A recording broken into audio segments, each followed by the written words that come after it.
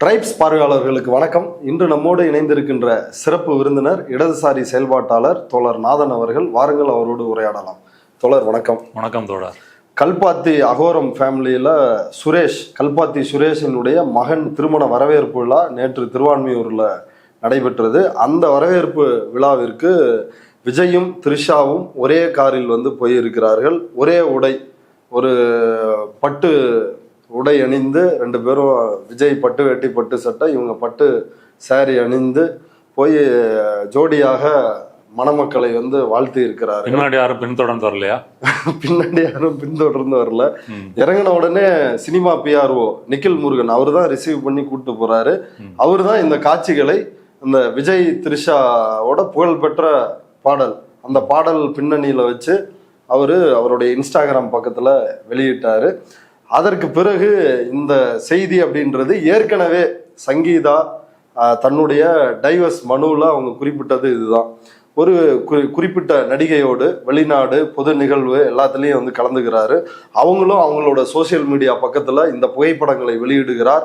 இது எனக்கும் என்னுடைய குழந்தைகளுக்கும் பெரிய மன உளைச்சலை தருது. விஜய் அதை மறுக்கவே மாட்டுறாரு. அதை எந்த மறுப்பும் அவர் தெரிவிக்கவில்லை அப்படின்றது அவங்களுடைய குற்றச்சாட்டு. நேற்று ஓப்பனாகவே ரெண்டு பேரும் வெளியே மீண்டும் வந்திருக்கிறார்கள். இப்போ இதில் அடிப்படையாக எழற கேள்வி என்னன்னா, விஜய் அவர் ஒரு ஆண், அவர் அப்படி நடந்து கொள்வது, என்னை யாரும் கேள்வி கேட்க முடியாது அப்படின்னு நடந்து கொள்வதை ஒரு ஆணாதிக்க மனநிலையிலிருந்து புரிஞ்சிக்க முடியுது. ஆனால் த்ரிஷா ஒரு பெண் தானே, அவங்களுக்கு சங்கீதா அப்படின்ற இன்னொரு பெண்ணினுடைய அந்த வலி வருத்தங்கள் தெரியாதா? ஏற்கனவே பெட்டிஷன்லையும் இதை குறிப்பிட்டிருக்கிறாங்களே, இது எந்த அளவுக்கு அவங்களுக்கு மீண்டும் அஃபண்ட் ஆவாங்க அப்படின்னு த்ரிஷாவுக்கு புரியாதா? இது பற்றி உங்களோட கருத்து என்ன? முதல் விஷயம், நேற்று நடந்த அந்த திருமண விழாவுக்கு விஜய் வரும்போது யாரும் பின்தொடர்ந்து ஆக்சிடென்ட் ஆகலை அப்படின்றது ஒரு மகிழ்ச்சியான விஷயம்.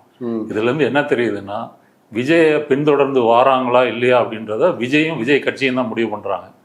இது வேணான்னு முடிவு பண்றதுனால யாரும் வரல. அடுத்தவங்க தோழர் நல்ல கண்ணோட இறப்புக்கு வந்தாருல்ல, அப்பவும் யாரும் பின்தொடர்ந்து வரல, போகும்போதும் பின்தொடர்ந்து போகல. அப்போ திட்டமிட்டு தான் நடத்துறாங்க அப்படின்றது தெரியுது. இப்போ உங்க கேள்விக்கு வாரேன். சங்கீதா தன்னுடைய மனுவில் எப்படியெல்லாம் உளவியல் ரீதியாக சித்திரவதை செய்யப்பட்டிருக்கிறேன், பொருளாதார சுதந்திரம் இல்லை, வீட்டுக்குள்ளேயே முடக்கப்பட்டேன், ஒரு மொபைலிட்டி சுதந்திரம் இல்லை, ரெண்டாவது அவர் அந்த நடிகையோட தொடர்பு வச்சுக்க மாட்டேன்னு உறுதி கொடுத்தாரு, அப்புறம் அதை மீறுகிறார், பொதுவெளியில் அப்படி படங்களை போடுறாரு, இப்படி அவங்க குற்றம் சாட்டியிருக்காங்க. இந்த மன உளைச்சலோட 4 வருடங்கள் 5 வருடங்கள் வாழ்ந்திருக்காங்க. இது வெளிவந்த பிறகு விஜய் எதுவும் வாயை திறந்து பதில் சொல்லலை. ஆமாம், இப்போ வரைக்கும் சொல்லலைன்னும் போது சங்கீதாவுக்கு ஒரு வெயிட்டேஜ் அதிகரிக்குது. ஏன்னா ஒரு விஷயத்துல 2 தரப்பு வாதத்தையும் நம்ம எடுத்துக்கணும்ல. சங்கீதா தரப்பு மட்டும் எடுத்துக்க முடியாது. ஆனால் விஜய் இதை பற்றி ஒன்றும் பேசலை. மாறாக தஞ்சாவூர் மாநாட்டில் தமிழ்நாட்டில் பெண்களுக்கு பாதுகாப்பு இல்லை அப்படின்ற அந்த டாப்பிக்கை விட்டுட்டார். திட்டமிட்டு ஸ்கிரிப்ட் எழுதினவங்களும் சரி அவரும் சரி அதை தவிர்த்திருக்கிறார்கள். ஏன் அப்படி பேசினா இங்கே சங்கீதாவை மனுவோட ட்ரோல் மெட்டீரியல் ஆகும், அந்த லேடி சிம்பதி போயிடும் அப்படின்னு திட்டமிட்டு, இது 2வது அவருடைய ஒப்புதல். 3வது இன்னைக்கு த்ரிஷாவோட 3வது முறையாக சங்கீதா மனு உண்மைதான் அப்படின்னு ஒப்புதல் கொடுத்துருக்காரு. இப்போ த்ரிஷா ஒரு பெண்ணு தானே, ஒரு பெண் இன்னொரு பெண்ணுடைய உணர்வை புரிஞ்சிக்க முடியாதா? சினிமா துறையில் என்ன மாதிரி நிலைமை நிலவுகிறது, எப்படி ஆணாதிக்கம் இருக்குது? வயசான ஹீரோ இளம் ஹீரோயினோட நடிக்கலாம், ஆனால் இளம் ஹீரோயின் நடுத்தர வயதை கடந்தாலே அம்மா இது கொடுத்துருவாங்க. அடுத்து வாய்ப்பு கிடைக்கிறதுக்கு என்னமெல்லாம் அவங்க அட்ஜஸ்ட் பண்ணணும். இது எல்லாம் தெரிந்த ஒரு இதான் சினிமா இண்டஸ்ட்ரி. இப்போ ஜெயலலிதா இறந்த பிறகு கூட தன்யா ராஜேந்திரன் இருக்காங்களே, நியூஸ் மினிட்டு, அவங்க ஒன்று சொல்லியிருந்தாங்க. பெங்களூர் போகும்போது ஜெயலலிதா செக்யூரிட்டி போலீஸ் எல்லாம் நிற்கிறாங்க. தன்யா ராஜேந்திரன் போகும்போது ஒரு ஆண் போலீஸ் தவறாக நடந்துக்க முயற்சி பண்ணுறான். அவங்க அதிர்ச்சி ஆயிடுறாங்க. அதை ஜெயலலிதா நோட் பண்ணுறாங்க. அப்புறம் ஃபோன் பண்ணி என்ன ஏதுன்னு கேட்ட உடனே இதில் பொது வாழ்க்கையில் உறுதியாக இருக்கணும், தைரியமாக இருக்கணும் அப்படின்னு ஆறுதல் சொன்னாங்க. அப்படின்ற மாதிரி அவங்க சொன்னாங்க. அப்போ ஜெயலலிதாவினுடைய அரசியல் சர்வாதிகாரம் அந்த இதெல்லாம் இது பண்ணிட்டு இந்த விஷயத்தில் அவங்க அப்படி இருந்திருக்காங்க அப்படின்னு சொன்னாங்க. இது ஒரு பெண் இன்னொரு பெண்ணுடைய ஒரு சோகத்தை புரிந்து கொண்டதாக சொல்லலாம். த்ரிஷாவுக்கு ஏன் புரியலை? சமூக வலைத்தளங்களில் வந்து இவ்வளவு விவாதமாக இருக்குது, விஜய் இதை பற்றி மறுப்பு சொல்லலை, இது ஒன்றும் தனியாக எதுவும் சொல்லியிருப்பார் என்னன்னு தெரியாது, ஏன் சொல்லலை அப்படின்னு சொன்னால் த்ரிஷாவினுடைய வரலாறு நம்ம பற்றி நம்ம தெரிஞ்சுக்கிறோம். த்ரிஷா வந்து உண்மையிலே ஒரு பெண்ணுரிமை போராளி. உதாரணமாக நிர்பயா கேஸ் நடந்துச்சு இல்லையா, நிர்பயா வந்து இறந்து போகிறாங்க, பாலியல் டெல்லியில் ஓடும் பேருந்து இந்தியாவே ஒரு உழுக்கின ஒரு வழக்கு, அவங்க இறந்து போகிறாங்க. அந்த சமயத்தில் த்ரிஷா வந்து ஒரு ட்வீட் போடுறாங்க. அப்போ வந்து ட்விட்டராக இருந்துச்சு. என்ன ட்வீட் போடுறாங்கன்னா, இந்த மாதிரி பாலியல் வன்முறை செய்யக்கூடிய குற்றவாளிகளை மருந்துகளுக்கு சோதனை சாலை எலிகளாக விலங்குகளாக பயன்படுத்தக்கூடிய அந்த விலங்குகளுக்கு பதில் இந்த குற்றவாளிகளை வந்து பயன்படுத்தலாம் அப்படின்ற மாதிரி ஒரு கருத்து போட்டிருந்தாங்க. பயங்கர அதி தீவிரமான புரட்சி. அப்போ எவ்வளவு பெரிய ஒரு பெண்ணுரிமை போராளி. ஏன் அப்படின்னா நிர்பயா கேஸை கேட்டு அவங்க வந்து தூக்கமே வரலையாம், 2-3 நாள் தூங்கலைன்றதுனால இந்த மாதிரி ட்வீட்டு போட்டாங்க. அப்புறம் இந்த ட்விட்டுக்கு வந்த ரெஸ்பான்ஸ் எல்லாம் நான் பார்த்தேன். பலரும் வந்து என்னை ஆதரிச்சிருந்தாங்க. அப்போ சமூகமே இதை ஆதரிக்குது அப்படின்னா சமூகம் வந்து அதனுடைய சோகத்தை புரிஞ்சிருக்குது அப்படின்னு சொன்னாங்க. இதுல இருந்து கேட்குறவங்களுக்கு என்ன தெரியும்னா, த்ரிஷா வந்து ஒரு பெண்ணுரிமை போராளி. இப்போ இன்னும் கொஞ்சம் நம்ம வந்து ஃப்ளாஷ்பேக்கு நோக்கி போவோம். த்ரிஷா வந்து சென்னையில் ஒரு பார்ப்பன குடும்பத்தில் பிறந்து ஒரு மேட்டுக்குடியில் வளர்ந்து ஒரு மாடலிங் துறையை தேர்ந்தெடுக்கிறாங்க. மாடலிங் துறையில் அவங்க மிஸ் சென்னை பட்டம் வாங்குறாங்க. ஆனந்த விகடன் அட்டை படம் போடுது. ஆனந்த விகடன் ஒரு பார்ப்பன ஊடகன்றது நமக்கு தெரியும். த்ரிஷா வந்து ஒரு போட்டி நிறைந்த இந்த சினிமா உலகத்தில் முன்னுக்கு வருவதற்கு ஆனந்த விகடன் நிறைய உதவி பண்ணியிருக்கு. நிறைய அட்டை படங்கள் போட்டிருக்கிறாங்க. ஓகே, அப்படி வந்து அந்த கேஸ்ட் தான் காரணம்ன்றீங்களா? ஆமாம் ஆமாம் ஆமாம். மற்றவங்களுக்கு நீங்கள் கேஸ்ட்டு, அப்புறம் நீங்கள் அவங்க எதிர்பார்க்குற அந்த சாமுத்திரிகா லட்சணம், அழகு, வெள்ளை, இதெல்லாம் வந்து மற்ற ஒரு சராசரி தமிழச்சிக்கோ தமிழனுக்கோ வந்து இருக்கிறது இல்லைல்ல. இவங்கெல்லாம் வந்து ஆரியர்கள், மேன்மக்கள், அந்த மாதிரி அவங்க பார்வையில் வந்து கலை பார்வையில் வந்து அழகு நிறைந்தவர்கள். அப்புறம் சாதியும் அப்படி இருக்குது. இப்படி இருக்கும்போது இன்னொரு கேஸ் வந்து அதே ஊடகங்களில் ரிப்போர்ட் ஆகுது. என்ன அப்படின்னு சொன்னால், த்ரிஷாவை போல் மாடலிங் துறையில் இன்னொரு பெண் வந்து இருக்கிறாங்க. அவங்க மாடலிங் பண்ணிகிட்ருக்குறாங்க. அப்போ அந்த மாடலிங் உலகத்தில் ஒரு பவர் உள்ள ஒரு சக்தி வாய்ந்த ஒரு ஆண் வந்து அந்த மாடலிங் பெண்கிட்ட வந்து தவறாக நடந்துக்க முயற்சி பண்ணுறாங்க. அந்த பெண் வந்து அதை வெளியே எக்ஸ்போஸ் பண்ணுறாங்க. இந்த குறிப்பிட்ட நபர் வந்து என்னை இந்த மாதிரி முயற்சி பண்ணுறாரு, இது எனக்கு கடும் மனவேதனையை தருது அப்படின்னு சொல்லி அது நியூஸ்லாம் ஃப்ளாஷ் ஆகுது. அப்போ இதை பற்றி த்ரிஷாவிட்ட போய் கருத்து கேட்குறாங்க. என்ன மேடம், இந்த மாதிரி உங்கள் மாடலிங் இதில் இந்த மாதிரி சொல்லியிருக்கிறாங்களே, அதை பற்றி உங்களுடைய கருத்து என்ன? அப்போ பெண்ணுரிமை போராளியான த்ரிஷா என்ன சொல்லியிருக்கணும்? அவங்கள வந்து இவர் தான் இப்படி பண்ணாரு, இவரை கடுமையாக தண்டிக்கணும் அப்படின்னு எக்ஸ்போஸ் பண்ணியிருக்கணும், கண்டிச்சிருக்கணும். ஆனால் இந்த பெண்ணுரிமை போராளி என்ன சொன்னாங்கன்னா, அந்த தப்பு பண்ண ஆணும் சரி, அந்த கொடுமைக்கு ஆட்பட்ட பெண்ணும் சரி, 2 பேரும் என்னுடைய நண்பர்கள். அதனால இது குறித்து நான் எதுவும் பதில் சொன்னால் 2 பேரையும் அதை பாதிக்கிறதா இருக்கும், அதனால பதில் சொல்ல மாட்டேன் அப்படின்னு சொன்னாங்க. இதுதான் வந்து த்ரிஷா என்ற பெண்ணுரிமை போராளியின் லட்சணம். அப்போ இப்படிப்பட்ட பெண்ணுரிமை போராளி சங்கீதா என்ற ஒரு பாதிக்கப்பட்ட ஒரு அபலையான அந்த பெண்ணினுடைய சோகமான மனதை ஒரு துளி கூட புரிஞ்சிருக்க மாட்டாரு அப்படின்றதுக்கு இது ஒரு உதாரணம். இன்னொரு வகையில் பார்க்க போனீங்கன்னா, சில ஆண்டுகளுக்கு முன்னாடி வந்து மீட்டு இயக்கம் வந்து பிரபலமாக வந்தது. அமெரிக்காவில் ஆரம்பித்து உலகம் முழுவதும் அது பரவியது. இந்தியாவை பொறுத்தவரை பத்திரிகை துறை, சினிமா துறை, ஏன் கர்நாடக சங்கீதம், அப்புறம் வந்து கார்ப்பரேட் நிறுவனங்கள், கல்லூரிகள், இப்படி எல்லா இடங்கள்லையுமே பாதிக்கப்பட்ட பெண்கள் தங்கள் கதைகளை சொன்னாங்க. அதில் சினிமா உலகத்தில் இருந்து வந்த குற்றச்சாட்டுகள் தான் அதிகம். இப்போது த்ரிஷா வந்து தன்னுடைய சினிமா உலகத்தில் எவ்வளவோ குற்றங்கள் நடந்திருக்கும், எவ்வளவோ முறைகேடல்கள் நடந்திருக்கும். அப்போ பாதிக்கப்பட்ட பெண்களுக்கு சார்பாக ஏதாவது வந்து பேசியிருக்காங்களா? இல்லை இந்த பெண் இப்படி பாதிக்கப்பட்டாங்க, இல்லை நானே இப்படி பாதிக்கப்பட்டேன், இப்படி ஏதாவது அவங்களுக்கு தெரியாமல் இருக்காதுல்ல. ஒருவேளை அவங்களுக்கு நடக்கலைன்னா கூட மற்றவங்களுக்கு நடந்திருக்கிறது அவங்களுக்கு தெரிஞ்சிருக்கும். அதை பற்றி ஏதாவது வாய் திறந்துருக்காங்களா? அப்போ மீட்டூவில் வந்து மற்றவர்கள்லாம் பேசினார்கள், அதை பற்றி உலகத்துக்கு கொண்டு வந்தாங்க, வெளிச்சத்துக்கு கொண்டு வந்தாங்க. அது வந்து ஒரு விழிப்புணர்வு, ஒரு அவேர்னஸ் வந்து சமூகத்துக்கு உருவாக்குது. அந்த சமயத்திலையும் த்ரிஷா வந்து அமைதியாகத்தான் இருந்தாங்க. அப்போ இந்த சினிமா உலகினுடைய இந்த மேட்டுக்குடியினருடைய அவங்களுடைய ஒழுக்க பார்வை என்பது வந்து சராசரி மக்களுடைய ஒழுக்க பார்வை இல்லை. அப்படி இருக்கும்போது த்ரிஷா வந்து சங்கீதாவை வந்து புரிந்து கொள்ள மாட்டார் மட்டுமல்ல, அதை மேலும் வேதனைப்படுத்தும் வண்ணம் அவங்க என்ன வச்ச குற்றச்சாட்டை என்ன பொதுவெளியில் நீங்கள் படம் போடுறீங்க அப்படின்னு, அது வேணும்னே செய்யணும் அப்படின்னு சொன்னால் ஒரு இரும்பு மனம் வந்து வேண்டும். அது த்ரிஷாவுக்கு இருக்கு. நேர்களே, இது போன்ற செய்திகளை உடனுக்குடன் உங்களுடைய வாட்ஸ்அப்பில் நீங்கள் தெரிந்து கொள்வதற்கு கீழே டிஸ்கிரிப்ஷனில் வாட்ஸ்அப் சேனலுக்கான ஒரு லிங்க் கொடுத்துருக்குறோம். அந்த லிங்கை கிளிக் பண்ணி நம்முடைய ட்ரைப்ஸ் தமிழ் சேனலில் இணையுங்கள். வாட்ஸ்அப்பில் இந்த செய்திகளை பெறுங்கள். இப்போ இதில் இன்னொரு ஆங்கிள் வந்து பேசப்படுகிறது. த்ரிஷாவினுடைய ஒரு பழைய வீடியோ, அவங்க சன் டிவிக்கு கொடுத்த பேட்டின்னு நினைக்கிறேன். அந்த பேட்டியில் அவங்கள்ட்ட உங்களுடைய லட்சியம் என்ன அப்படின்னு வந்து கேட்குறாங்க. அதற்கு வந்து அவங்க கொடுத்த பதில் என்னன்னா, நான் வந்து சிஎம் ஆகணும், தமிழ்நாட்டோட சிஎம், அதுதான் என்னோட லட்சியம் அப்படின்னு வந்து சொல்றாங்க. நான் சிஎம் ஆகணும். நிஜமாவா? நிஜமா சொல்றேங்க. டெஃபினெட்லி.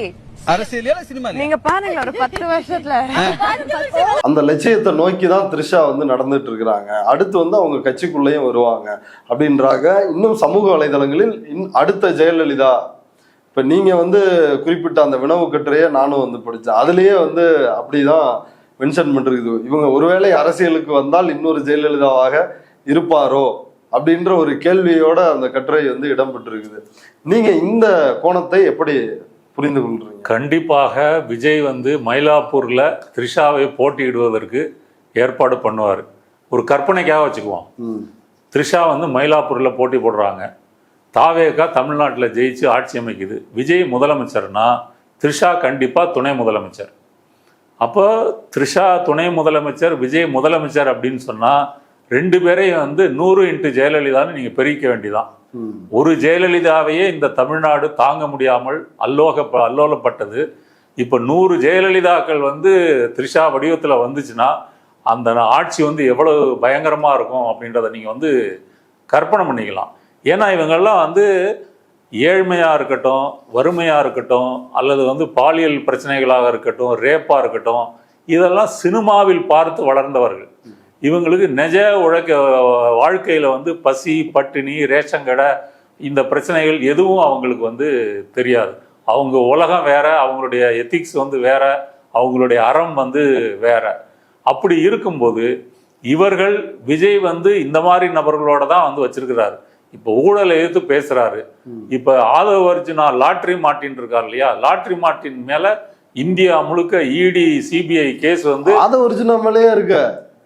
விசிகேல அவர் இருந்தப்ப ரைடு வந்து வந்தது, அவ்வளவு கேஸ் வந்து இருக்கு. நீ ஒரே நம்பரை வந்து பல லாட்ரி அடிச்சு மோசடி பண்ண. அப்போ மக்களிடம் வந்து கொள்ளையடிக்கப்பட்ட பணம் தான் லாட்ரி பணம். அந்த லாட்ரி பணத்தை வந்து மருமகனுக்கு பிரித்து கொடுத்திருக்கிறார் மார்ட்டின். அந்த ஆதவர்ஜினை வச்சுட்டு நீ வந்து ஊழலை வந்து இவரே வரி ஏய்ப்புல ஈடுபட்டிருக்கிறாரு. சொகுசு காருக்கு வந்து என்ட்ரி டாக்ஸ் கட்ட மாட்டேன். இதுக்கு ஆடிட்டரா வரி ஏய்ப்பு செய்த வெங்கட்ராமன் தான் பொருளாளரா இருக்கிறாரு. தன்னுடைய சொந்த பொருளாளர் தான் அப்படி இருக்கிறாரு. அருண்ராஜ் அவர் வந்து அதிமுக இந்த கொடநாடு வழக்கெல்லாம் தொடர்புடையவர். அதிமுகல சீட்டு கேட்டாரு ஓமலூர் தொகுதியில அப்படின்ற அளவுக்கு சசிகலா தன்னிடம் சொன்னதாக லட்சுமி சுப்பிரமணியன் அப்படின்ற பத்திரிகையாளர் சொன்னாங்க. அப்ப அவருடைய யோகிதை என்னன்னு தெரியுது. நிர்மல்குமார் அவரு நேரடி RSS, வேங்கை வயலில் மலம் கலந்தது வந்து தலித் மக்கள் தான் அப்படின்னு அவர் தான் வந்து கிளப்பி விடுறாரு இந்த நெரேட்டிவ். அவரு இப்ப அதுதான் விஜய் வந்து எப்படி யோகியம் பேசுறாரு. அதான் அவர் சுற்றி இருக்கிற கூட்டமே வந்து அவர் சொல்லுகின்ற குற்றச்சாட்டுகளுக்கு உதாரணமா இருக்கு. ஊழல்னா ஆலவர்ஜுனா, அதுக்குன்னா இவர் சாராய கடை எல்லாத்தையும் நீங்க அங்க வந்து காமிச்சிடலாம். அப்படி இருக்கிறதுனால என்ன சொல்ல வரேன்னு சொன்னா, இப்ப த்ரிஷா வந்து கட்சியில சேர்க்கிறதோ ஒரு துணை முதலமைச்சர் ஆக்குறதோ அவர் என்ன யோசிப்பாருன்னா, இன்னும் ஒரு பிரபலத்தை கூட்டம் நமக்கு போனா ஒரு கூட்டம் வருது. அப்ப த்ரிஷா வந்து ஒரு தொகுதிக்கு ஒரு மக்கள் சந்திப்புக்கு போனா அங்க கூட்டம் வரும். அங்க போய் அவங்க தளபதி தான் முதலமைச்சர் அப்படின்னு சொன்னா இதே விசில் சத்தம் கேட்கும். சின்னண்ணி வாழ்க அப்படின்னா இந்த விசில் சத்தம் கேட்கும். அதனால இவர்கள் எந்த எக்ஸ்ட்ரீமுக்கும் போய் அந்த முதலமைச்சர் பதவியை பிடிப்பதற்கு என்ன வேணா செய்வார்கள் அப்படின்றதான் இவங்க உண்மை. இப்போ வந்து யோசிச்சு பாருங்க, உண்மையிலே தமிழ்நாட்டில் வந்து பெண்களுக்கு வந்து பாதுகாப்பு இல்லை அப்படின்னு சொன்னா அது விஜய் ஆட்சிக்கு வந்த பிறகுதான் வரும் அப்படின்றதுக்கு இந்த சங்கீதா பிரச்சனையே வந்து ஒரு உதாரணம். இதுல இன்னொரு கோணத்தையும் வந்து முன்வைக்கிறாங்க. பழனி பாபா பேசின ஒரு ஆடியோவை எல்லாரும் வந்து போட்டுட்டு இருக்கிறாங்க. பாருங்க, பாக்யராஜ் ஒரு திறமசாலியா வந்தாரு, உடனே பூர்ணிமா அப்படின்ற பார்ப்பன பெண், ரஜினி வந்தாரு, லதா அப்படின்ற ஒரு பார்ப்பன பெண்ணை வச்சு வளைச்சிட்டாங்க. இப்படி ஒவ்வொருத்தரா ஒரு பெரிய நீண்ட டி ராஜேந்தருக்கு இப்படி ஆச்சு அப்படின்னு ஒரு பெரிய நீண்ட பட்டியலை வந்து போடுறாங்க. அந்த பட்டியலில் இப்போ வந்து விஜயை வளைத்து விட்டார்கள் அப்படின்னு வந்து சொல்றாங்க. இது வந்து அப்படி புரிந்து கொள்ள கூடிய ஒரு விஷயமா? அதுக்கு ஆச்சரியம் இல்லை. இப்போ ஜெயலலிதா வந்தபோது துக்ளக் ஷோவிலிருந்து தினமணி, தினமலர், விகடன் உள்ளிட்ட பார்ப்பன ஊடகங்கள் எல்லாம் ஜெயலலிதாவை ஒரு கடவுள் ரேஞ்சுக்கு வந்து சித்தரிச்சாங்க. ஜெயலலிதா வந்து எல்லாத்துக்கும் அப்பாற்பட்டவர். அப்போ மோடியே இருந்தால் கூட போய்ஸ் கார்டனில் வந்து காத்திருந்தா தான் ஜெயலலிதா வந்து பார்க்க முடியும். ஜெயலலிதா வந்து கும்பகோணத்தில் அந்த மகாமக குளத்தில் முங்கி 40-50 பேர் இறந்தது கூட வந்து எப்படி கரூர் சம்பவம் மாதிரி, அதுக்கு ஜெயலலிதாவை பற்றி யாரும் குற்றம் சொல்லலை. அவங்களும் வந்து ஒரு விஜய் மாதிரியான அரசியல் தான் பண்ணாங்க. சர்வாதிகாரி அமைச்சர்கள் வந்து நெடுஞ்சான்கடையாக வந்து வணங்கணும். அப்போ ஜெயலலிதாவை வந்து கலைஞருக்கு எதிராக அவரை வந்து தங்களுடைய சித்தாந்த ரீதியாக, இந்துத்துவ சித்தாந்த ரீதியாகவும் சரி, நல்ல மொழி தெரிந்தவர், நிர்வாகம் தெரிந்தவர், நாகரிகம் தெரிந்தவர், பல மொழிகள் தெரிந்தவர், இப்படி ஒரு பிம்பமாக கட்டியமைச்சதில் பார்ப்பன ஊடகங்களுக்கும் அந்த பார்ப்பன லாபிக்கும் ஒரு பங்கு உண்டு. நாளைக்கு ஒரு விபத்து போல த்ரிஷா வந்து விஜய் கட்சியில் அரசியலில் எம்எல்ஏவோ அல்லது ஏதோ போட்டிட்டு வந்தாங்க அப்படின்னு சொன்னால் இந்த பார்ப்பன லாபி த்ரிஷாவை வந்து ப்ரமோட் பண்ணும், கண்டிப்பாக ப்ரமோட் பண்ணும். ப்ரமோட் பண்ணி ஜெயலலிதாட்ட நம்ம என்னெல்லாம் செஞ்சுக்கிட்டு இருந்தோமோ அதனுடைய தொடர்ச்சியாக இவர்களை ஆக்குவதற்கு நிறையவே வந்து வாய்ப்பு இருக்கிறது. அது வந்து நீங்கள் இப்போ சங்கராச்சாரி பிரச்சனை வரும்போது கூட வந்து பார்ப்பனர்கள் வந்து கைவிடலை இல்லையா? ஆமாம். சங்கர்ராமன் கொலைவுக்கு அனுராதாராமன் குற்றச்சாட்டு வந்த போது கூட கைவிடலை. அப்போ சங்கராச்சாரியார் வந்து பார்ப்பனர்கள் தப்பே பண்ணாலும் விட்டு கொடுக்கல. அப்போ தன்னுடைய அஜெண்டாவுக்கு ஒரு பொருத்தமான ஒரு நபர் வந்திருக்கிறாங்க, நம்ம சாதியை சேர்ந்தவங்க, அவங்க பிரபலமாகவும் இருக்காங்க, விஜயோட ஆளாகவும் இருக்கிறாங்க, அப்படிங்கும்போது கண்டிப்பாக ப்ரமோட் பண்ணுவாங்க. நேற்று நடந்த இந்த சம்பவத்திற்கு பிறகு விஜய் ரசிகர்கள் இல்லை தாவேகா ஆதரவாளர்கள் இல்லை கட்சிக்காரங்க பலரும் வந்து இதுக்கு என்னால் முட்டு கொடுக்க முடியாது, இப்படி பண்ணிட்டீங்களே அப்படின்னு அவங்க எல்லாரும் கொந்தளித்து வீடியோ போட்டிருக்கிறாங்க. அதே போல் அதுக்கு முட்டு கொடுத்து பதிவு எழுதியவர்களும் இருக்கிறாங்க. இதில் இதை தாண்டி பத்திரிகையாளர்கள், அதாவது மெயின் ஸ்ட்ரீம் ஊடகங்கள் அப்படின்னு சொல்லப்படுகின்ற அந்த லெகசி ஊடகங்களை சார்ந்த என்டிடிவியை சார்ந்த வசுதா வேணுகோபால் அப்படின்றவங்க பெண் பத்திரிகையாளர், அதே போல் இந்தியா டுடேவை சார்ந்த சீனியர் எடிட்டர் அக்ஷிதா நந்தகோபால் என்டிடிவியில் கட்டுரை எழுதுகிறாங்க. அதில் ஒர்க் பண்ணுறாங்களான்னு தெரியல. லதா ஸ்ரீனிவாசன், அதே போல் ஆங்கில ஊடகவியலாளர் சந்தியா ரவிசங்கர், இவங்க எல்லாருமே போல்டு மூவ், இது வந்து ஒரு கட்ஸான மூவ், இது வந்து எல்லாத்துக்கும் விஜய் வந்து முற்றுப்புள்ளி வச்சுட்டாரு, அவரை வந்து அரசியல்ல இருந்து பின்வாங்க வைக்க முடியாது, இது நம்முடைய பிஸ்னஸ் கிடையாது, இதில் யாரும் வந்து தலையிடக்கூடாது, ரூமர்ஸ்க்கெல்லாம் பதில் சொல்லிட்டாரு அப்படின்னு இதை அவங்க வந்து எழுதியிருக்கிறாங்க. இது பற்றி என்ன நினைக்கிறீங்க? இப்போ விஜயினுடைய ரசிகர்களே ஒரு கணிசமானவர்கள் வந்து அதை ஏற்றுக்கொள்ள முடியாமல், இப்போ வேளாங்கண்ணியில் ஒரு ரசிகர் வந்து அவருடைய மனைவியும் விஜயும் இருக்கிற அந்த புகைப்படத்தை வச்சுக்கிட்டு, சங்கீதாவும் இருக்கிற புகைப்படத்தை வச்சுக்கிட்டு முட்டிக்கால் போட்டு ஒரு பிரார்த்தனை வந்து வேளாங்கண்ணியில் செய்கிறாரு. ஏன் இந்த தஞ்சாவூர் கூட்டத்தில் கூட அவருடைய கூட்டத்திற்கு வந்த ஒரு ரசிகர் சங்கீதாவும் விஜயும் இருக்கின்ற புகைப்படத்தை தூக்கி காட்டுறாரு. புசி ஆனந்த் இறங்கி போய் அதை பிடுங்கி எறிகிறாரு. ஆனால் இப்படி இந்த ரசிகர்களாலே ஏற்றுக்கொள்ள முடியாத ஒரு விஷயம், எப்படி மூத்த பத்திரிகையாளர்கள் இவர்கள் வந்து இப்படி பல வகையான வியாக்கியானங்கள் சொல்றாங்களே, இதை பற்றி நீங்க என்ன நினைக்கிறீங்க? ஃபர்ஸ்ட் ரசிகர்களை பார்க்கறதுக்கு முன்னாடி பத்திரிகையாளர்களுக்கு வருவோம். இந்த பத்திரிகையாளர்களுடைய சொல்ல வருகின்ற அந்த கருத்துக்களின் பின்னணி என்ன அப்படின்னு சொன்னா, இது வந்து ஒரு தனிநபர் பிரச்சனை. விஜய் என்ற ஒரு தனிநபரினுடைய பிரச்சனைக்குள்ள நம்ம மூக்க நுழைக்கிறது வந்து அநாகரிகம். அவர் யாரை கல்யாணம் பண்றாரு, யாரை விவகாரத்து பண்ணார், யாரோட உறவு வச்சுக்கிறாரு, அது அவருடைய பர்சனல் அஃபேர், அது பொது வழியில் பேசக்கூடாது. இப்போ பொது வழியில் சங்கீதா ஒன்று போட்டுட்டாங்க. போட்டதுக்கு அவர் மற்றவர்களை போய் சுணங்கி இருக்காமல் அதை தைரியமாக ஃபேஸ் பண்ணுறாரு. அதுக்கு வந்து நோஸ்கட் அடிக்கும் விதமாக த்ரிஷாவோட ஒரு கல்யாணத்தில் வந்து கலந்துக்கிறாரு அப்படின்னு சொல்கிறாங்க. இப்போ நம்மளுடைய கேள்வி, இவங்க இந்த பத்திரிகையாளர்களுடைய ஐடியாலஜி என்ன அப்படின்னு சொன்னால், ஒரு விதமான ஒரு இண்டிவிஜுவலிசம் கலந்த ஒரு லிபரல் பார்வை தான் இவங்களுடைய சித்தாந்தம். அந்த வகைக்கு பொருத்தமாக தான் இந்த கருத்துக்களை சொல்லியிருக்கிறாங்க. இப்போ நம்மளுடைய கேள்வி என்ன அப்படின்னு சொன்னால், தனிநபர் பிரச்சனைன்னா என்ன, அதுக்கு டெஃபனிஷன் என்ன? இப்போ ஸ்வீட்டில் வந்து உங்களுக்கு வந்து குலோப் ஜாமுன் பிடிக்கும், எனக்கு அல்வா பிடிக்கும், இது தனிப்பட்ட பிரச்சனை. கரிகாலன் நீங்கள் குலோப் ஜாமுனை சாப்பிட்றீங்க, இது தப்பு, அல்வா தான் சாப்பிடணும் அப்படின்னு சொன்னால் அது தனிப்பட்ட பிரச்சனையா? இல்லை நீங்கள் வந்து ஒல்லியாக இருக்கிறீங்க, இல்லை குண்டாக இருக்கிறீங்க, உயரமாக இருக்கிறீங்க, குள்ளமாக இருக்கிறீங்க, இதை விமர்சனம் பண்ணால் இது தனிநபர் பிரச்சனையா? எது தனிநபர் பிரச்சனை?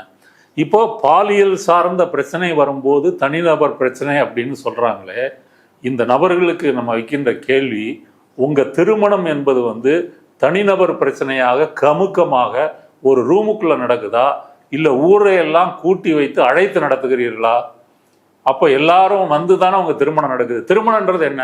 ஒரு ஆணுக்கும் பெண்ணுக்கும் நடக்கக்கூடிய ஒரு பர்சனல் அஃபேர். நான் உன்னை கல்யாணம் பண்ணிக்க போகிறேன், உன்னோட உறவு வச்சுக்க போகிறேன், நம்ம குழந்தை பெற்றுக்குவோம், குடும்பம் ஆளுவோம், நம்ம இனிமேல் ஒரு தனி என்டிட்டி அப்படின்றது தானே அதனுடைய அர்த்தம். அதுக்கு ஏன் சொந்தக்காரர்கள், நண்பர்கள், உறவினர்கள் இவர்களெல்லாம் வரவழைத்து, அது சுயமரியாதை திருமணமாக இருந்தாலும் சரி, அரேஞ்சு மேரேஜ் ஐயரை வச்சு நடத்துகிறதா இருந்தாலும் சரி, அப்போ ஊரறிய சபை முன்னாடி வணங்கி நான் இந்த ஆணை இந்த பெண்ணை திருமணம் செய்து கொள்கிறேன் அப்படின்னு சொல்லுகிறதுக்கு காரணம் என்ன? அப்போ திருமணம் என்பது பர்சனல் அஃபேரா நம்ம வந்து கருதலை. ஏன் கருதலை அப்படின்னு சொன்னா, நாளைக்கு நமக்குள்ள ஒரு கருத்து வேறுபாடு பஞ்சாயத்து வருது அப்படின்னு சொன்னா இவங்களுக்கெல்லாம் நம்ம வந்து பதில் சொல்ல கடமைப்பட்டவர்கள். அப்போ நம்ம உறவினர்கள் நண்பர்களாக கூட்டி வந்து எங்களுக்குள்ள பிரச்சனை இருக்கு அப்படின்னு வந்து பேசுவோம். அது பாலியல் பிரச்சனையாக இருந்தாலும் அதை பற்றி நீங்கள் அந்த சபை முன்னாடி பேசுவீங்க. டைவர்ஸ் பண்ணுறீங்களோ ஃபர்ஸ்ட் அவங்களுக்கு நீங்கள் வந்து பதில் சொல்லணும். சட்டப்பூர்வமாக டிவோர்ஸ் அப்படின்னு சொன்னால் உறவினர்களுக்கு உங்கள் தரப்பு நியாயத்தை வந்து சொல்லணும். அப்போ திருமணம் வந்து ஒரு பர்சனல் அஃபேர் இல்லைங்கும் போது அந்த திருமணத்தில் வந்து ஒரு பிரேக் டவுன் வருன்றது வந்து பர்சனல் அஃபேர் கிடையாது. இப்போ நீங்கள் வந்து ஒரு செலிபிரிட்டியாக இருக்கிறீங்க, ஒரு ஊரறிந்த நபராக இருக்கிறீங்க, ஒரு அரசியல் கட்சி தலைவராக இருக்கிறீங்க. அப்போ உங்கள் கல்யாணம் இல்லை, இப்போ விஜய் அரசியல் ஆரம்பிக்கிறதுக்கு முன்னாடியே சங்கீதாவை கல்யாணம் பண்ணும்போது அவர் ஒரு ஸ்டாரு, செலிபிரிட்டி. அப்போ நீங்கள் வந்து உறவினர்கள் நண்பர்களை தாண்டி உங்கள் ரசிகர்களும் அந்த வளையத்துக்குள்ளே வந்துடுறாங்க. அவங்களுக்கு அறிஞ்சுதானே நீங்கள் கல்யாணம் பண்ணுறீங்க. அப்போ அந்த கல்யாணத்து குறித்து ஒரு குற்றச்சாட்டு வருது அப்படின்னு சொன்னால் அது தனிப்பட்ட பிரச்சனை அல்ல. அதற்கு நீங்கள் வந்து பதில் சொல்ல கடமைப்பட்டவர். இதில் அதிகபட்சம் இந்த பத்திரிகையாளர்கள் என்ன கேட்கலான்னா, சங்கீதா இப்படி வந்து ஒரு குற்றச்சாட்டு முன் வச்சிருக்காங்க, இது வந்து விஜய் தரப்பு வந்து என்ன பதில் சொல்கிறாரு அப்படின்றதுக்கு நம்ம காத்திருக்கணும். அதற்கு பிறகுதான் இதில் நம்ம வந்து கருத்து சொல்ல முடியும். அப்படி சொல்லலாமே தவிர இந்த மாதிரி சொல்வது இருக்கு இல்லையா, இப்படி ஏன் இதை நம்ம வச்சிருக்கிறோம். இதை வந்து அவங்க சங்கீதா பெட்டிஷன்ல என்ன சொன்னாங்களோ அதை தானே விஜய் வந்து நேரடியா எல்லாரும் முன்னாடி நிரூபிச்சிட்டாருல்ல அவரு. அதுதான் அது தனிநபர் சுதந்திரம்ன்றாங்க. ஆமா, அதை வந்து கேள்விக்குட்படுத்தணும்ல. அந்த குற்றச்சாட்டெல்லாம் நீங்க ஒரு திருமண ஒப்பந்தத்துல இருக்கும் பொழுது நீங்க இப்படியான விஷயங்கள்லாம் ஒரு கடந்த 5-6 வருடங்களா செய்யறீங்க, குடும்பப்படுத்துறீங்க அப்படின்னு உங்க மனைவி சொல்றாங்க. நீங்க அதை அந்த நடிகை என்னால ப்ரூஃபும் கொடுக்க முடியுன்றாங்க. விஜயினுடைய நடவடிக்கை நீ என்ன ப்ரூஃப் கொடுக்கறது, நானே பண்றேன் பார் அப்படின்னு செய்யற மாதிரி இருக்குது. அப்ப இதை கேள்விக்கே அவங்க எடுத்துட்டு வரலையே. ஒரு பத்திரிகையாளர் ஒரு அடிப்படை வேலையும் அதானே, ஒரு மாரலா இதை வந்து கொஸ்டின் பண்ணும்ல. என்னங்க இப்படி ஒரு பெண்ணியம் சார்ந்து பாக்குறவங்க, ஏன்னா மற்ற விஷயங்கள்லாம் இவங்க பெண்ணிய போராளிகளா தான் உலா வராங்க, அப்படி எந்த ஒரு கண்ணோட்டமே இல்லையே இவங்கள்ட்ட. அது ஏன் இல்லை அப்படின்னு சொன்னா, அந்த அளவு அவங்களுடைய அந்த தனிநபர் வாதம் அவர்களுடைய கண்ணை வந்து மறைக்குது. இதுல வந்து விஜய் அவங்க ஆதரிக்கிறதுக்கு பின்னாடி உள்ள அவர் கட்டா வந்து காமிக்கிறாரு, போல்டா வந்து முடிவெடுக்கிறாரு இப்படின்னு சொல்வதன் மூலமாக தன் மீது தனிநபர் சார்ந்த அந்த குற்றச்சாட்டுகளை எல்லாம் ஒரு ஓரமா புறந்தள்ளி விட்டு போல்டா தன்னுடைய நடவடிக்கையை வந்து முன்வைக்கிறாரு, இப்படி ஓப்பனா இருக்கிறாரு, இதை கண்டு பயந்து ஓடலை அப்படின்றத தெரிவிக்க வராங்க. ஆனா விஜய் ஒரு நாணயம் உள்ளவராக இருந்திருந்தால் சங்கீதாவின் குற்றச்சாட்டுகளுக்கு பதில் சொல்லியிருக்கணும். இல்லை அவங்க வந்து டைவர்ஸ் கோரி இருக்கிறாங்க அப்படின்னு சொன்னால் உரிய நிவாரண தொகையெல்லாம் கொடுத்து அதெல்லாம் செட்டில் பண்ணி அந்த நீதிமன்ற நடவடிக்கைகளை முடித்து விட்டு அதுக்கு பிறகு ஒரு த்ரிஷாவோட சேர்ந்து வாழ்ந்தா என்ன, முறைப்படி வாழ்ந்தா என்ன, அது நமக்கு வந்து பிரச்சனை இல்லை. அப்ப இந்த அவங்க வந்து அதுக்கு முன்னாடி வக்கீல வச்சு நான் பேசினேன், அது ஒத்து வரலன்றதுனாலதான் கோர்ட்டுக்கு வர்றேன் அப்படின்றதையும் அந்த மனுவில் சொல்லிருக்காங்களே. அதான் அப்ப நம்ம கேள்வி என்ன அப்படின்னு சொன்னா, இப்ப விஜய் ரசிகர்கள் வந்து சில பேர் வந்து இதுல அதிர்ச்சி அடைஞ்சிருக்காங்க. காரணம் வந்து அவங்களுக்கு வந்து இந்த வேல்யூ சிஸ்டம் வந்து இதுக்கு வந்து அவங்க பயப்படுறாங்க. அவங்க திமுக தீய சக்தி, திமுக ஊழல் பண்ணுது, குடும்ப அரசியல், மற்றபடி அவர் பேசுற பஞ்சு டைலாக்கு அல்ல கரூர் சம்பவத்துக்கு அவர் காரணம் இல்லை, இதெல்லாம் வந்து நம்புறாங்க. ஏன்னா இது எதுவும் அவர்கள் வீட்டுக்கு உள்ள அந்த பிரச்சனை வரல, வீட்டுக்கு வெளியே தெருவில் ஊர்ல நாட்டில் நடக்கிறதுனால ஆதரிக்கிறாங்க. இப்போ விஜய் செய்திருப்பது சங்கீதாவை இப்படி ஒரு நிர்கதியான நிலைக்கு தள்ளிவிட்டு சட்டப்பூர்வமாக எந்த முடிவும் எடுக்காம த்ரிஷாவை கூட ஓப்பனா ஒரு நிகழ்ச்சிக்கு போறாரு அப்படின்னு சொன்னா தங்கள் குடும்பத்தில் ஒப்பிட்டு பார்க்குறாங்க. என்னுடைய குடும்பத்தில் என் மனைவியை விட்டு நான் ஒரு கள்ளத்தொடர்பு வச்சுக்கிட்டா என் மனைவி இதை ஆதரிப்பாளா, இல்லை என் மனைவி ஒரு கள்ளத்தொடர்பு வைத்துக்கொண்டு அதை வந்து நான் வந்து ஆதரிப்பனா, இந்த கேள்விக்கு அவங்கள்ட்ட வந்து பதில் இல்லைன்றதுனால அவர்கள் விஜயை வந்து இந்த விஷயத்துல வந்து அவங்க விஜய்க்கு வந்து வக்காலத்து வாங்க முடியல. இது அவங்க சொந்தமா பொருத்தி பார்க்கறதுனால இது வந்து நடக்குது. அதனாலதான் இந்த ரசிகர்கள் வந்து அந்த திருமணம் குடும்பம் பாதிக்கப்படுகின்ற பெண்ணு இந்த வேல்யூ சிஸ்டம் இருக்கிறதுனால ஒரு மக்களா இருக்கிறதுனால அவங்களுக்கு இது புரியுது. இந்த நீங்க சொல்ற பத்திரிகையாளர்கள் அப்படின்றவங்களுக்கு இந்த ஒரு சராசரி பெண்ணுக்காகத்தான் இந்த திருமண சட்டம் இருக்கு, திருமணத்தை வந்து பதிவு பண்ணணும்னு இருக்கு, டைவர்ஸ்ல வந்து ஒரு இப்போ ஃபேமிலி ஹராஸ்மெண்ட் ஆக்ட் வந்து இருக்கு. இப்போ ஃபேமிலி ஹராஸ்மெண்ட் ஆக்டின் படி ஒரு கணவன் ஒரு மனைவியை அடிக்கிறான் அப்படின்னு சொன்னா நீங்க பக்கத்து வீட்டுல இருந்து போய் நீங்க தட்டி கேட்கலாம், போலீஸை வரவழைத்து புகார் கொடுக்கலாம். அந்த கணவன் வந்து இல்லையா என் வீட்டில் என் பொண்டாட்டியை போட்டு அடிப்பேன், நீ தலையிடக்கூடாதுன்னு சொல்ல முடியாது. அப்போ சட்டமே வந்து இப்படி மாறி இருக்கும் பொழுது இவர்கள் வந்து இந்த பெண்கள் பாதுகாப்புக்காகத்தான் இந்த சட்டம் வச்சிருக்கு, இந்த சமூக நடைமுறை இருக்குன்னு இந்த மக்களும் ரசிகர்களும் வந்து புரிஞ்சிருக்கிறாங்க. ஆனால் பத்திரிகையாளர்கள் அவங்களுக்கு வந்து சங்கீதாவை பற்றி எந்த ஒரு வருத்தமோ கவலையோ எதுவும் இல்லை. சங்கீதாவினுடைய ஒரு பெண் உரிமை வந்து பாதிக்கப்படுது அப்படின்றது அவங்களுக்கு வந்து தெரியல. அப்போ ஏதோ ஒரு விதத்தில் வந்து விஜய் அவர்கள் வந்து ஆதரிக்கிறார்கள். விஜயை ஆதரிக்கிறதும் அவங்களுடைய ஒழுக்கம் குறித்த பார்வையும் ஒன்றுபடுவதனால அவங்க விஜயை சப்போர்ட் பண்றாங்க. இதுல இன்னொன்னு வந்து மோகன்ஜி சத்திரியன், தமிழ்நாட்டினுடைய ஜேம்ஸ் கேமரூன் அப்படின்னு வந்து அவர் எல்லாரும் கலாய்க்கிற மோகன்ஜி சத்திரியன் குப்பை படங்களை எடுக்கின்ற ஒரு சாதி வெறியர். அவர் வந்து ஒரு பதிவை போடுறாரு, விஜய் என்ன பண்ணது வந்து கட்ஸான விஷயம், அவரும் ரூமருக்கு வந்து முற்றுப்புள்ளி வச்சுட்டாரு அப்படின்னு சொல்றாரு. இன்னொரு புறம் இவர் பிரசாந்த் சினிமா விமர்சகர், யூடியூப்ல விமர்சனம் பண்றவர், அவர் வந்து என்ன சொல்றாருன்னா இந்த வீடியோ வெளியான உடனே வாழ்க அப்படின்னு ஒரு பதிவு போடுறார், இதை கோட்வீட் பண்ணி. அதற்கு பிறகு என்ன செய்யறாருன்னா வீட்டில் வந்து குழந்தைங்க இருக்குது, அந்த குழந்தைங்களோட மனநிலை வந்து எப்படி இருக்கும், இது ரொம்ப தப்புண்ணா, உங்களுக்கு வந்து முட்டு கொடுக்க முடியாதுண்ணா அப்படின்னு சொல்றாங்க. இப்போ ஏறக்குறைய இந்த நபரும் மோகன்ஜியும் பிரசாந்தும் வந்து ஒரே வேவ் லென்த்தில் வரக்கூடியவர்கள் தான். அவங்களுடைய குரல்கள் மொழி வேறையா இருக்கலாம், ஆனா ரெண்டு பேரினுடைய பார்வையும் இதுல வேறு வேறா இருக்குது. மோகன்ஜி சத்திரியன் வந்து இந்த பெண்களுக்காகவே வந்து வாழக்கூடியவர், அவங்கள நாடக காதல் பண்ணிடக்கூடாது அப்படின்னு இந்துத்துவ அஜெண்டாக்களை தொடர்ந்து பிரச்சாரம் பண்ற ஒரு படத்தின் வாயிலா அவரு விஜயை வந்து முழுமையா வந்து சப்போர்ட் பண்றாரு. ஆனா இவரு ஒரு சப்போர்ட் பண்ணிட்டு அதுக்கப்புறம் வந்து பின்வாங்குறாரு பிரசாந்த். அந்தணனும் அதே போல, அந்தணன் வந்து மிக கொடூரமா பேசினாரு, விஜய் வந்து ஒரு பிரின்ஸ், இப்பயும் அவர்கிட்ட வந்து அவர் நிழல் படாதா அப்படின்னு ஏங்குறாங்க, பல பேர் வந்து அவர் லவ்வுக்காக வந்து காத்திருக்கிறாங்க, சங்கீதா வந்து இப்படி இதெல்லாம் தெரிஞ்சுதானே கல்யாணம் பண்ணீங்க, ஒரு நடிகரை கல்யாணம் பண்ணா வெளிநாட்டுக்கு போவாங்க, படப்பிடிப்புக்கு ஒரு இன்டிமசி காட்சிகள் இருக்கும், ஒரு தனி அறையில் தங்க வேண்டிய சூழல் வரும், அப்போ ரசாயன மாற்றங்கள் வரும், அப்புறம் நடக்க வேண்டியதெல்லாம் வந்து நடக்கும் அப்படின்னு கொடூரமா இருக்கு. நம்ம இந்த அளவுக்கு பேசினவர் நேற்று ஆகாயம் தமிழ் யூடியூப் சேனல்ல ஒரு பேட்டி கொடுத்துருக்கிறாரு. அப்படியே உல்டாவா த்ரிஷாவை பத்தி, இது 50 வயசுல வந்து உங்களுக்கு இது தேவையா அப்படின்னு விஜய் கிட்ட கேட்கிறாரு. குழந்தைங்கெல்லாம் வந்து இருக்கிறாங்களே, இது வந்து உங்களுக்கு தேவையா அப்படின்னு அப்படியே தலைகீழ அவர் பேசுனதையும் பார்க்க முடியுது. ஒரு நடிகரை திருமணம் செய்து கொள்ளும்போது இது மாதிரி விஷயங்கள்லாம் நடக்குங்கிறது புரிஞ்சுக்கணும். அவங்களுடைய தொடர்புகள்ங்கிறது அப்படிதான் இருக்கும்.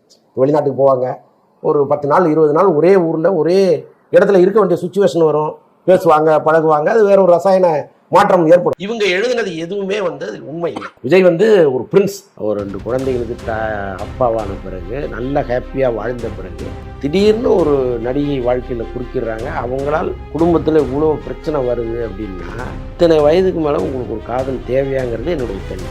விஜய் மீது மிகப்பெரிய தவறு இருக்கு. இந்த 3 பேர் இதை வந்து எப்படி புரிஞ்சுக்கிறது? மோகன்ஜியை பார்த்துருவோம். மோகன்ஜியோட பார்வை என்னன்னா, வேற்று சாதி பெண்களோ ஆண்களோ என்னுடைய சாதி ரத்தத்தில் வந்து கலக்கக்கூடாது. இதுதான் அவருடைய பார்வை. என்னுடைய சாதியில் இருக்கிற ஒரு ஆண் வந்து ஊர் மேயலாம், எத்தனை பெண்ணோடையும் தொடர்பு வச்சுக்கலாம், 2-3 பொண்டாட்டி கூட கட்டிக்கலாம், அதுல வந்து பிரச்சனை கிடையாது. அதுல வந்து நீங்க கலப்பு திருமணம் மாதிரி வேற சாதியை நுழைச்சிங்கன்னா தான் பிரச்சனை. அப்ப மருத்துவர் ஐயா வந்து அதை பண்றாரு இல்லையா? சுசிலா அவங்களோட மணிவிழா வந்து ஒண்ணு நடந்துச்சு. உண்மையிலே ஒரு மணிவிழால வந்து இனிமேலாவது எனக்கு தாலி கட்டுவீங்களா மாட்டீங்களா அப்படின்னு அந்த சுசிலா வந்து மருத்துவரை பார்த்து, ராமதாஸை பார்த்து கேட்டாங்க. அப்ப அது கூட இவருக்கு எந்த கொந்தளிப்பையும் ஏற்படுத்தலையே. அவங்க வேற சாதியா? ஆமா, அவங்க வந்து விஸ்வகர்மா சமூகத்தை சார்ந்தவர் அப்படின்னு ஊடகங்கள்ல செய்தி வருது. இப்ப அந்த வீடியோவையும் ஊடகங்களுக்கு கொடுத்தது அன்புமணி தான். அல்ல, அதுல ஒரு பிரச்சனை இருக்குங்க. இப்ப விஸ்வகர்மா வன்னியர்லாம் ஒரு சம அந்தஸ்துல உள்ள சாதிகள். இதுவே வந்து பட்டியலின பெண் அப்படின்னு சொன்னா மோகன்ஜி ஒத்துக்க மாட்டாரு, ஐயாவும் ஒத்துக்க மாட்டாரு. என்ன அப்ப மோகன்ஜியோட பார்வை வந்து நீங்க கிராமங்கள்ல இது நடக்குதா இல்லையா? கிராமங்கள்ல வந்து 2 பொண்டாட்டி கல்யாணம் பண்ணிக்கிறதோ, ஒரு முதல் மனைவிக்கு குழந்தை இல்லைன்னா இன்னொரு பெண் வச்சுக்கிறதோ, இல்லை இந்த மாதிரி வந்து முறைகேடா உறவு வச்சுக்கிறதோ ஒரு சாதிக்குள்ள வந்து நடக்கும். இப்போ ஒரு கிராமத்துல ஒரு பெண் வந்து விதவை ஆயிடுறாங்க அப்படின்னு சொன்னா அந்த பெண்ணை வந்து அட்டெம்ப்ட் செய்வதற்கு சில ஆண்கள் வந்து முயற்சி பண்ணுவாங்க. இது எல்லாமே அந்த சாதிக்குள்ள நடக்கக்கூடிய அம்சம் அப்படின்றதுனால அவங்க அது வந்து ஒழுக்க மீறலா கருதுறது. எந்த அளவுக்கு பாலியல் குற்றமா இருந்தாலும் அதை வந்து ஏத்துக்குவாங்க. அதுவே வந்து தனக்கு கீழான உள்ள சாதியோட பெண்ணோ ஆணோ தொடர்பு வந்துச்சுன்னா அதை ஏத்துக்க மாட்டாங்க. அந்த வகையில வந்து இவர் த்ரிஷாவும் விஜயும் சேர்றது வந்து மோகன்ஜிக்கு வந்து ஓகே, அதனால அவர் அப்படி பேசிட்டாரு. அடுத்தது வந்து பிரசாந்த் வந்து கோவை பகுதியை சேர்ந்தவர். தமிழ்நாட்டிலேயே வந்து ரொம்ப பெண்ணடிமைத்தனம் ஓரளவு அதிகமாக இருக்கிற பகுதியாக மேற்கு தமிழகத்தை சொல்லலாம். இன்றும் கூட விதவை பெண்கள் வந்து வெள்ளை சீலை கடுத்திக்கிட்டு அப்புறம் மறுமணம் இல்லாம இருக்கிறது. இப்போ தமிழ்நாட்டில் எல்லா பகுதியும் அப்படி கிடையாது. இப்போ மற்ற பகுதிகளில் வந்து நீங்கள் மறுமணம் செஞ்சுக்கலாம், அதெல்லாம் வந்து இருக்கு. சில பகுதிகளில் மறுமணம் செய்யக்கூடாது, அதாவது இறந்து போனாலே, கணவன் இறந்து போனாலே அப்படிலாம் வந்து இருக்கு.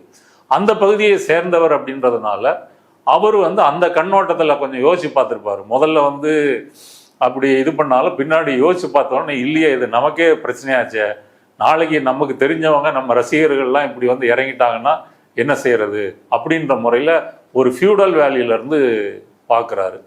அந்த அண்ணனை பொறுத்த வரைக்கும் விஜய் ரசிகர்கள் பலரும் கூட இதுக்கு முட்டு கொடுக்க முடியாது அப்படின்னு சொல்லி வந்து ரீல்ஸோ ஷார்ட்ஸோ வந்து போடும்போது இதை வந்து நம்ம ஆதரித்தோம் அப்படின்னு சொன்னால் நம்ம பேர் வந்து ரிப்பேர் ஆயிரும், நாளைக்கு நம்மளை வந்து ட்ரோல் பண்ணுவாங்க, உங்கள் வீட்டு பெண்கள் இல்லை நீங்கள் அது மாதிரி தப்பு பண்ணுறதுக்கு நீங்கள் தயாரா, இப்படிலாம் வந்து நம்மளை கேட்பாங்களோ அப்படின்னு முன்னெச்சரிக்கையாக தன்னை பற்றியோ தன் குடும்பத்தை பற்றியோ அப்படி யாரும் கேட்டக்கூடாதுன்னு ஒரு டிஸ்க்ளைமர் போட்டுட்டு இதுக்கு முட்டு கொடுக்க முடியாது அப்படின்னு வந்து சொல்கிறாரு.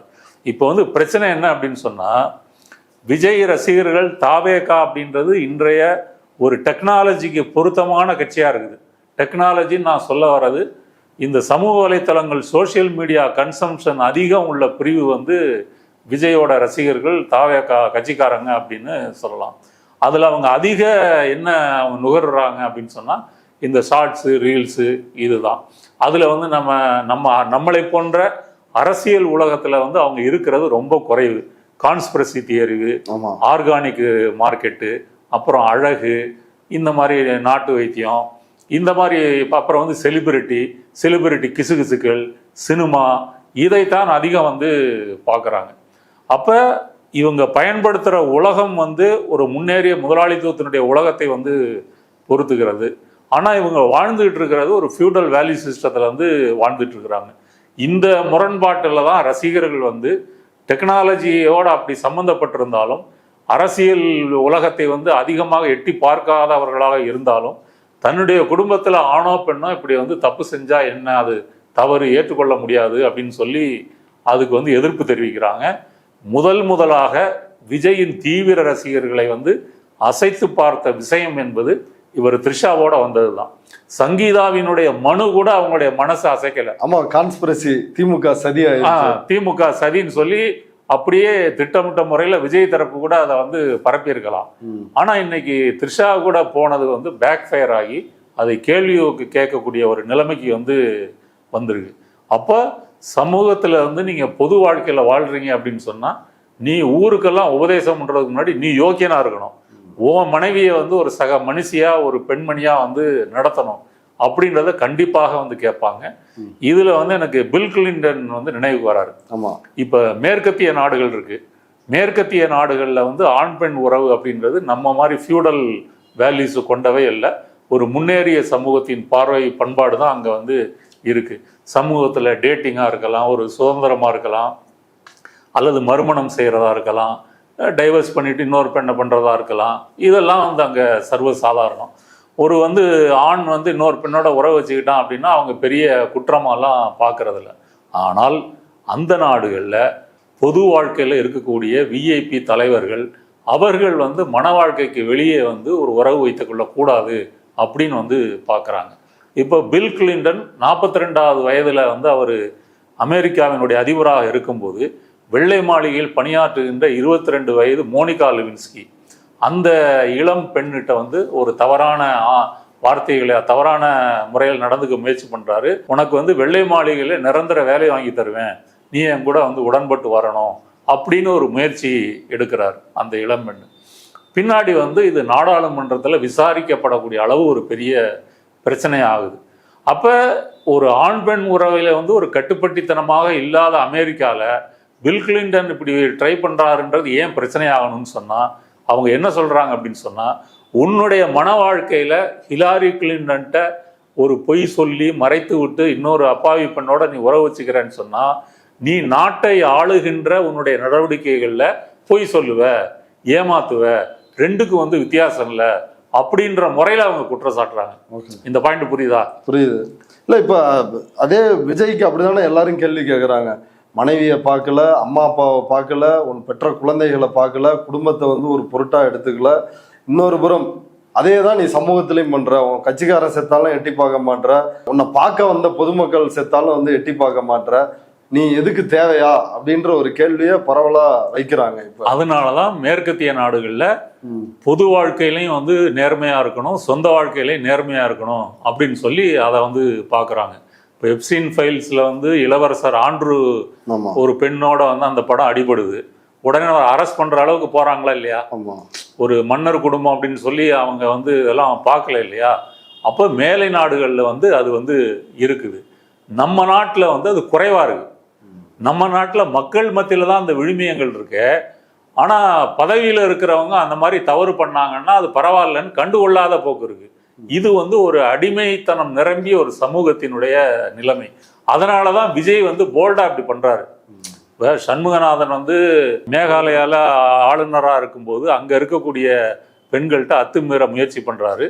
அவங்க வந்து ஒட்டுமொத்தமாக சேர்ந்து ஒன்றிய அரசுக்கு வந்து புகார் மனு கொடுக்குறாங்க. அப்புறம் வந்து அவர் மேலே விசாரணை இல்லாமல் மாற்றம் வந்து செய்கிறாங்க. அப்போ சண்முகநாதன் ஆளுநர் என்ற அதிகாரத்தை பயன்படுத்தி கொண்டு தனக்கு கீழே பணியாற்றுகின்ற அந்த பெண்களை வந்து அவர் செய்கிறாரு. என்டி திவாரி காங்கிரஸ்காரர், அவர் 3 பெண்களோட இருந்த படமெல்லாம் வந்து வெளியே வந்துச்சு.